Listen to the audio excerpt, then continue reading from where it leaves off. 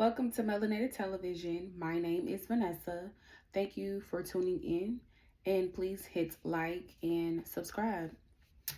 You guys, I'm working on being more consistent. I really am. It's just a lot going on in life, not making excuses, but I'm a full time mother.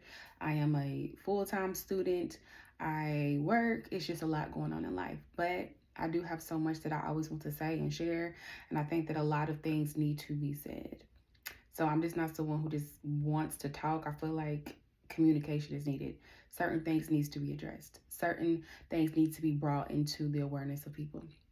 Like, we are so distracted by so many minuscule things. Like, there's a war going on. There were 3 African American soldiers killed over in the Middle East in this war between the Palestinians and Israel. So it's just a lot going on. It's a lot going on. So today's topic is going to be about social media.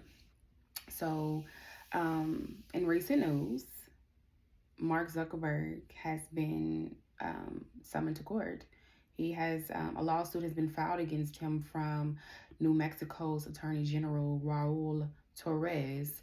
He basically filed the lawsuit because he has been trying to make attempts to bring to Zuckerberg's awareness that there are children being sex trafficked, there are children being preyed upon. There's also been children who have been cyberbullied. There's children who's committed suicide just based off of these platforms. And it said that nearly 100,000 children a day receive sexually explicit material or are targeted for sexual harassment. So he's in court because of these platforms and how dangerous social media can be. The only thing that I would say in Zuckerberg's defense is that it's up to the parents. Like, we as parents have to do our due diligence as well to not allow our children to get on these platforms until they're old enough. I don't think a child should have, I don't think children should have social media until they're about, so when you're 15, 16, you're a teenager, you do have a sense of maturity to handle these things. I don't think I necessarily had my first social media platform until I was a senior in high school. So I was like 17 at the time. But yeah, I didn't get Facebook until I was 17. So, and that was back in 2010. So I really, social media didn't really mean anything to me for real because it didn't mean, it just wasn't something that I was so readily to get onto. I was really anti-social media. I was trying to be cool and not like everybody else and be off of social media. But I got into it. Got on there, and really the real reason was because in high school there was females who did not like me, and I saw that they were talking about me on social media for one of my friends' profile. I'm like, let me get on here, let me get me a profile, and let me make my social media presence known. But that was high school, childish stuff. But yeah, so I do think that it's it is in the responsibility of Mark Zuckerberg to make these platforms safe, because the reality is there are going to be children who are going to be on social media, and then it is on the responsibility of the parents to monitor their children's social media, to also instill in their children, because I was talked about on social media. I ain't gonna say I was bullied, but I was talked about. But it didn't like destroy me. It didn't make me want to go home and you know what I'm saying? So it is up to the parents to make sure they're raising children in this generation to have some type of resilience for the times that we live in. Back in my day, before social media, like, we didn't have to worry about being publicly humiliated online for the whole world to see, but nowadays they do. Just recently, I did a project in my organization workplace ethics class. I had a class that I was taking about organizational leadership, and the context was workplace ethics. And so I read a story about a young girl who committed suicide because she was assaulted in school, and they posted the video of the assault all over TikTok, and she could not deal with that. And so she went home and killed herself later on that evening. So I think that it is the due diligence of the parents to raise children to be able to handle these things, that the parents need to bring awareness to their children. Like, this is what may happen, but You also we have to build our children to be confident and strong to deal with that, because every child, you're not everybody's going to like you. There are bad people in the world, and it is up to us as parents to teach our children how to deal with those, to deal with that whenever they face those situations. So it is definitely the responsibility of the high tech of Mark Zuckerberg and his corporation to create safe space for children. It's just, I don't put all of the blame on Mark Zuckerberg. You know what I'm saying? Because there's women. Let's take children out of it. There's women who are targeted sexually every day. Like me as a woman, there's been times on my social media where I'm in my inbox and there's men sending me videos of their private parts or of them pleasing themselves. So it's not just children that's being targeted. It's just a sick people who have access to these platforms and they're misusing them. Just like yeah, it's just sick people having access to stuff and they're misusing it, and it's that one bad seed that makes it bad for everybody. You know what I'm saying? So so with that, it's just, in this age of social media, you know, we get our children on tablets and cell phones and all of this stuff. We, like with my daughter, I'm so thankful that Apple has this feature called screen time, because with screen time, I don't know if you knew this, parents, but I just recently found this out from a kid. My little cousin told me this because her mother has set up these restrictions on her phone. But with screen time, you can restrict their access to the internet. You can restrict the age group of the apps that they may download. You can restrict them from text. You can monitor every single thing. You can shut down their phones at a certain time. If it's time for bed, shut them phones down. Because honestly, I do think that too much screen time, it's not a think, it is a no, is unhealthy. Children need to learn how to socialize. Back in our day, children were outside playing, but now children in the house on video games and tablets and cell phones. Children are being dumbed down, because back in the day, we were reading books. My brother, he used to build, when we was at home board, he would have his video game, but there are also times where he was building things.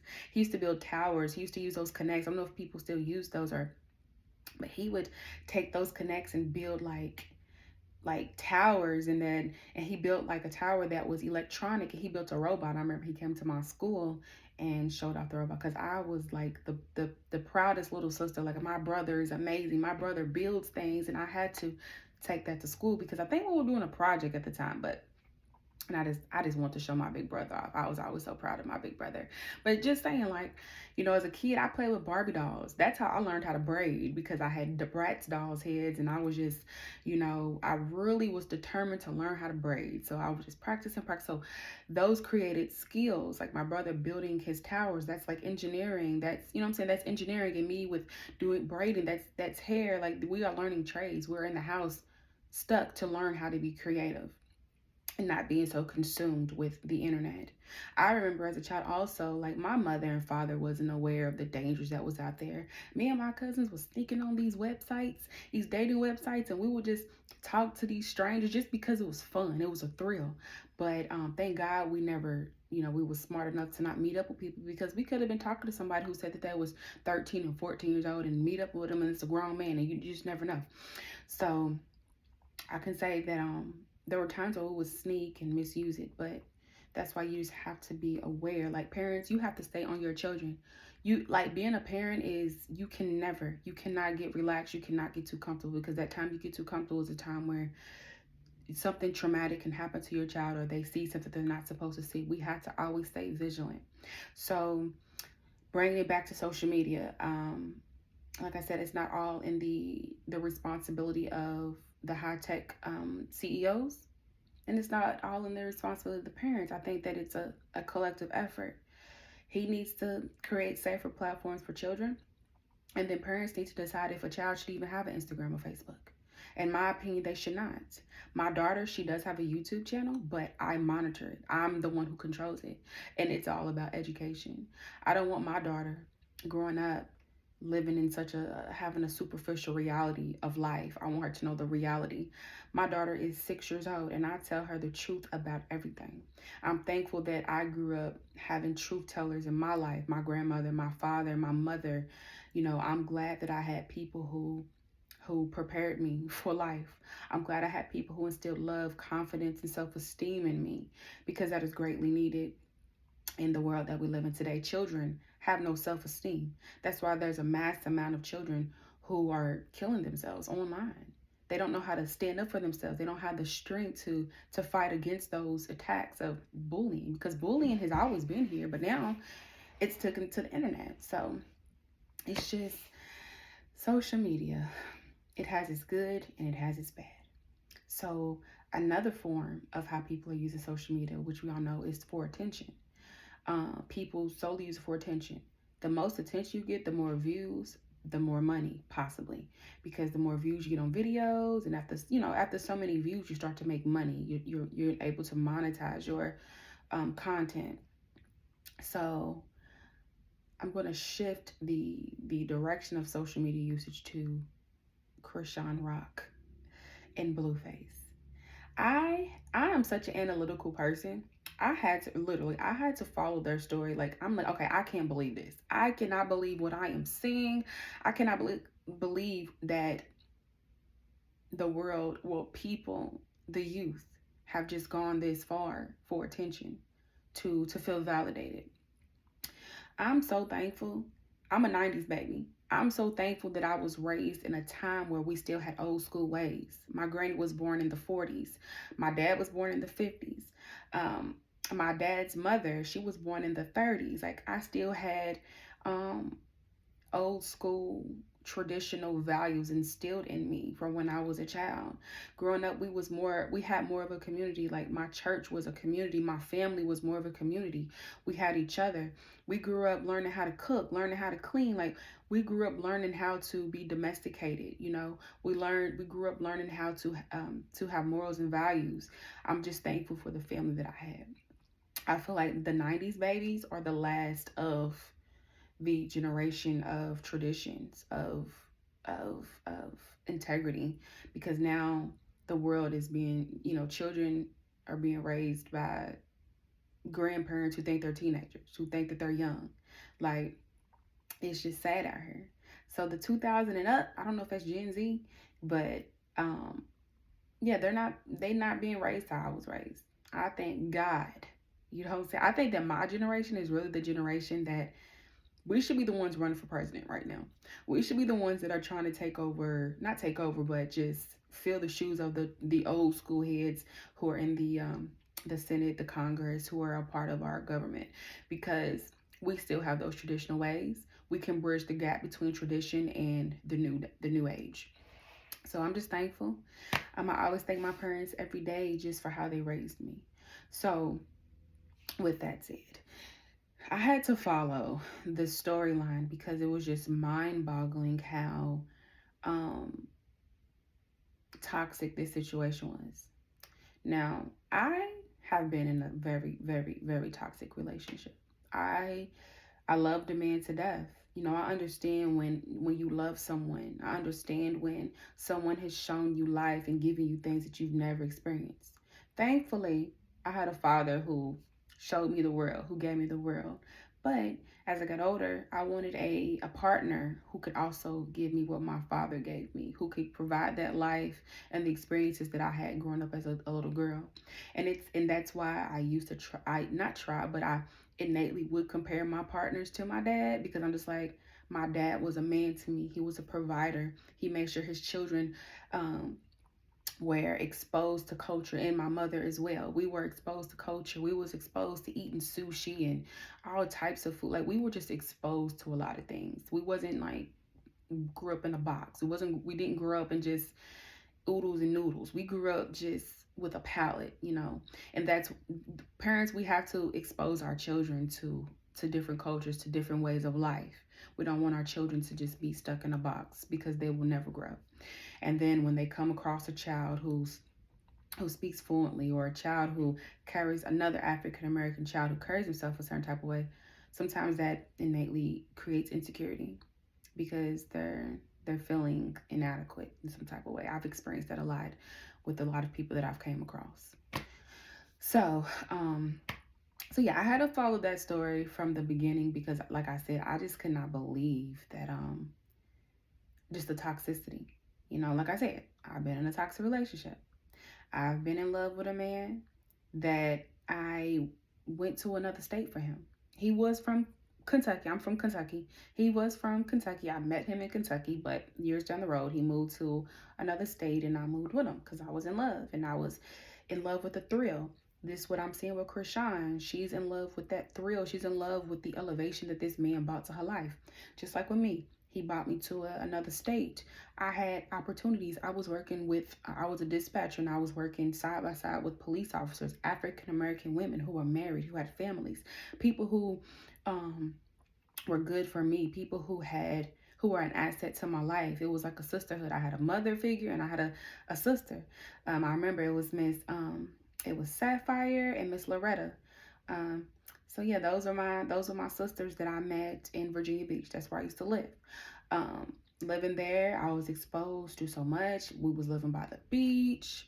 Like, we was living the life. We was eating 5-star meals every night, seafood. It was the life. It was just, I loved it. And then I ended up getting pregnant with my daughter, and then got toxic, and that's when we separated. And I still tried to save my family years after that, but I had to realize, like, this situation is toxic, and I don't want to raise a child in an environment where she's seeing her mother and father arguing and it's just toxic. I just can't. I don't want my child. I wasn't raised like that. Sadly, I wasn't. And then it's just like, why would you date someone? But like I said, it was the experiences. It was the elevation of life. It was the ambition that this person had, the ambition towards wanting better. We had a lot of things in common, but I just was connected to a broken person. And that's just what was the downfall of our situation. But I never thought to get that nigga tattooed on me. So, with that said, this young lady got her baby daddy's face tattooed on her face.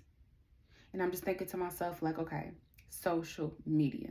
It had to be for attention. It had to be for something, because why come you couldn't just keep that to yourself? Like, whenever you got on your live and somebody saw the tattoo and questioned it then, but you posted it as soon as it was done. Social media has become a drug. Attention, and the root of it is attention. The attention that you didn't get as a child, the attention that you didn't get from your mother and your father, and the community that you did not have, that we all need as children growing up. You're trying to get that from people online, and sadly, you will never get that. You need to go get help. So you need to go get help. You need to go check yourself into a psychiatric facility and be evaluated, because at this point, you've lost your mind. I could never imagine being so in love with a man that I destroyed my life for him. I had a baby, but that didn't destroy my life. She's added to my life. She's a blessing. My body ain't destroyed either. I mean, I got the stretch marks on my belly, but my body ain't destroyed either. Women, if you have children, don't let that destroy your body. Just get in the gym. Once you got that weight and whatever, that's on you. If you decide not to work out and you gain the weight and you're not satisfied with your body, that's on you. Having children does change your body. Having children does alter your life, but that's only if you allow it to. And then, if you keep having all these babies, keep having multiple children, then that's on you. I have one, thank God. I stopped at one for now. But yes, y'all, social media is a drug. Social media has its good and its bad. There's so much I've learned from social media. There's so much that I've rather not have learned and rather not have seen from social media.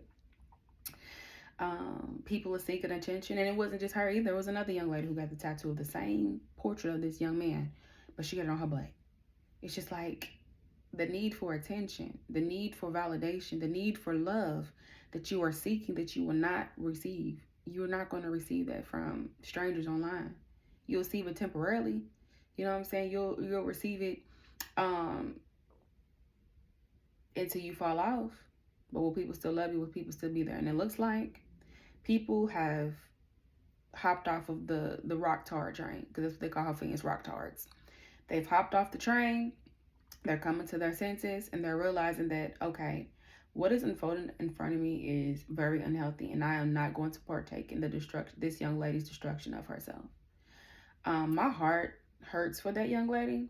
I do know that once I was doing my review of just this whole situation, she's weak. You know what I'm saying? She's weak. We've all been there. Not all, but a lot of us have been there. I've been there.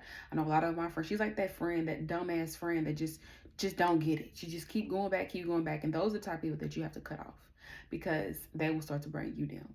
You're going to have to go break up fights, pick up the baby, pick them up, take them to the hospital because they got busted lips. And, those people are going to start to drain you. So it's just sad that I wonder if social media was ever here. Like, if social media was here, would she have even done something like that? You know what I'm saying? She has the young man. She had his name tattooed on her neck. She got that covered up. She got his name tattooed right here. She got his name tattooed. She got 7 tattoos of this man that correlate to this man. She's gotten his portrait tattooed on her body. He has none of her. So I use their situation, like I said, just to talk about this use and abuse of social media. I do think that there needs to be some type of reform. It does suck because we do have freedom. We do have freedom of speech. It's in the Constitution. We have our freedom of speech. We have the freedom to express ourselves. But it's like there's pros and cons with social media. There's pros and cons with the freedom of speech. So I just pray that at the end of the day, we can't save everybody. I pray for the best. God, we can pray for people, but the only way that they're going to change is if they want to. They can pray as well. God can give you the vision as to what you need to do. Leave this young man. Focus on your baby. But it's up to you if you're going to listen to him. So all the prayers in the world is not going to really change a person. That's up to them to change. We can pray for their well-being. We can pray for their safety. We can pray that they come to the light. We can pray that maybe God, there's something in their life that God resonates and he, in some type of way, gets through to that person and gets a strong hold over their spirit and their mind. But if they don't allow him to, if they're not seeking him, they'll never change. So social media, parents, we have to monitor that. Stop letting our children be so grown because it's also what targets them. People talk about sexualizing children. I'm like, well, their parents kind of make them too grown sometimes. Their parents put them out there to the world dressed like grown women or dressed like these rappers. Like, we are trying to get our children socially adapted to the social world, and we want our children to be popular, and a lot of that is due to we don't want our children to be bullied and looked at as a lame because we know that can hurt y'all's self-esteem. But we have to go about it in an intelligent way, a wise way, and a healthy way. So with that said, thank you guys for tuning in to Melanated Television. I hope everyone is safe. I hope everyone is staying warm. I hope everybody's mental health is okay. It's good, actually, not okay. I want it to be great. If not, pray, seek therapy, or talk to a friend that you trust. If you need somebody to talk to, you can always talk to me. Right in my, I have an Instagram, So Beautiful, and I have a Facebook, Vanessa XIX. If you ever need somebody to talk to, if you ever have questions or anything like that, you can always reach out to me as well. So with that said, thank you for tuning into my channel, and I hope you have a blessed day.